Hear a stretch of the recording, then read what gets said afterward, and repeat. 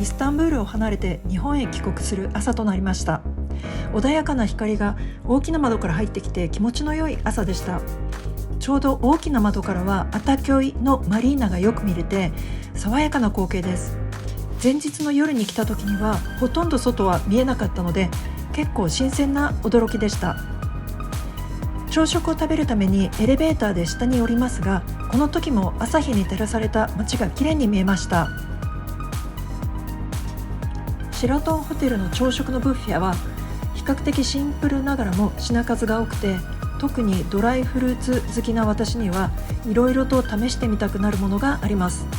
小麦の生産も盛んな国なのでパンの種類も多くて美味しかったです。お野菜ももちろんですが、毎日必ずオリーブも食べていました。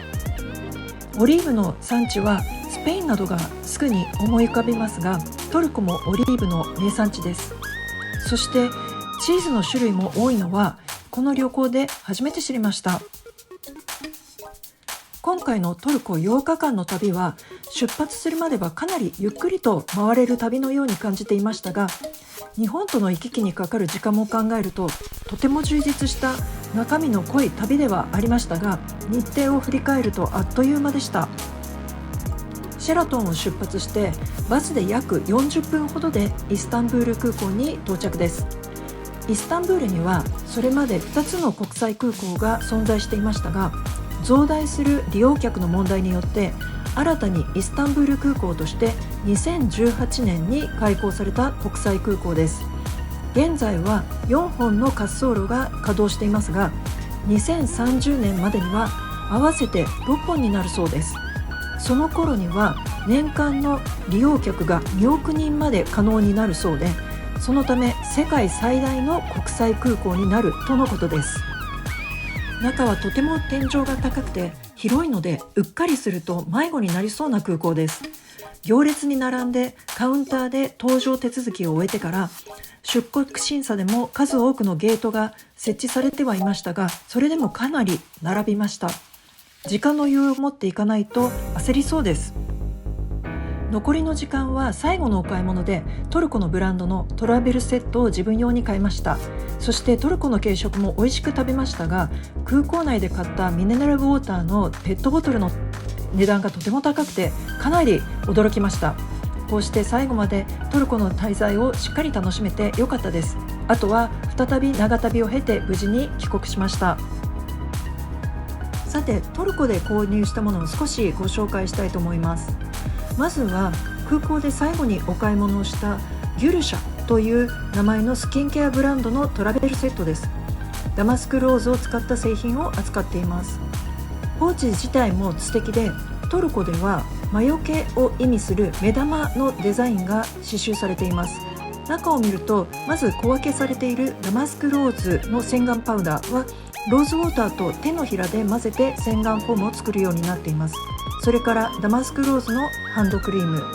そしてかなりの容量のローズウォーターもあります。顔にも体にも使えるものです。それから無色のリップクリームも入っていました。どれも使い勝手が良さそうです。入れ物も中身を使った後でも愛用して使えそうな感じです。その他にもオリーブオイルの石鹸とローズウォーター、そしてローズオイルも購入しました。ローズオイルはとても香りが良くて、単品でもローズウォーターに混ぜて使っても良いので、いろいろとこれから試してみたいと思います。こちらは帰国前日に購入したお菓子のロクムです。バリエーションが様々ありそうですが、こういったアーモンドやピスタチオが混ぜてあるタイプが食べやすかったです。保存は冷蔵庫に入れなくても涼しい場所に置いておけばしばらくは大丈夫です。このアプレティは茶葉にリンゴのフレーバーをつけているものではなく、本当のリンゴの果肉が乾燥されているお茶です。これを普通のお茶のように熱湯を注ぎ十分に蒸らしてからカップに注ぎます。紅茶ではないので見た目はとても薄い色味ですが、自然のリンゴの風味そのものでとても飲みやすくて甘さがしっかりあるロクムとの相性も良かったです。このタイプのロクムはスペインのトゥロンを思い出させるような感じですが、スペインもイスラムの影響が長年あった歴史を考えると、トルコとのお菓子での共通点があることも不思議ではないですね。こちらはお土産屋さんでお気軽なトルコ式コーヒーセットを購入したものです。初めて作ってみる際に動画を撮ってみました。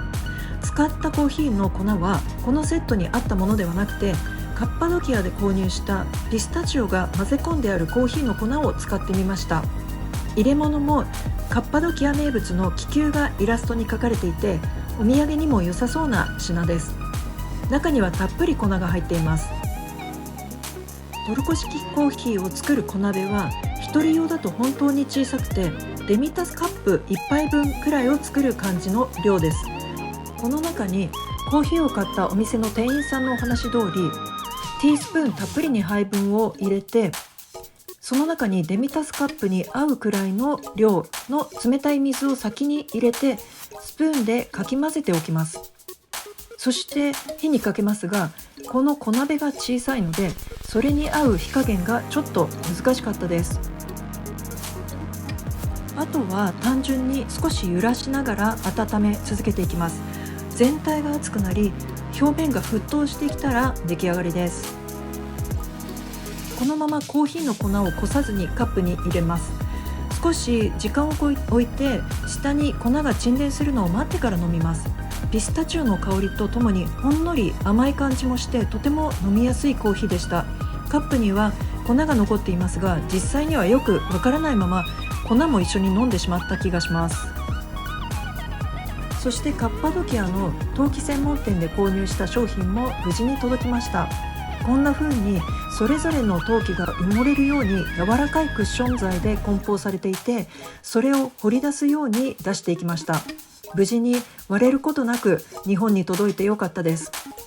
早速それぞれを飾っていますが、すでにあったスペイン陶器とも違和感なく馴染んでいて、さらに楽しい飾り付けができました。良い思い出として毎日見ることができるので、記念に購入してよかったなと思っています。そしてイスタンブールに戻るときに試食販売で買ったピスタチオを濃縮したザクロジュースで固めた素朴なお菓子と、前日に買ったザクロチャイの粉末です。早速おやつに食べてみました。ピスタチオのお菓子は小さく切り分けて食べるようにします。お茶の方はこれも真空パック状態で買いましたが、薄いピンク色の粉末にしか見えないのに、スプーンに配分をカップに入れてお湯を注ぐと、本当に不思議なことにザクロの種が現れます。粉の状態だと何も固形のものが見えないのに、まるでマジックのようです。ザクロチャイのお味はとても爽やかな甘みで、種の部分はカリカリと噛むときに音がするくらいでした。こんな感じで旅の思い出をお土産の品でも楽しんでいます。今回の動画を通して私自身も楽しかった旅をもう一度しっかりおさらいすることができた気分でした。ご一緒に楽しく見ていただけたら幸いです。シリーズを通して見てくださりどうもありがとうございました。